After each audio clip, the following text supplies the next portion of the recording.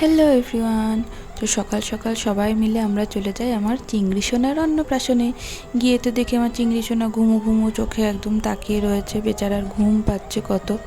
তারপরে সমস্ত রিচুয়াল শুরু হয়, গায়ে হলুদ, তারপরে স্নান করানো, সমস্ত কিছু হওয়ার পরে তারপরে স্নান করে ঠান্ডা ঠান্ডা জলে স্নান করে বেচারা তো খুব কষ্ট পেয়েছে।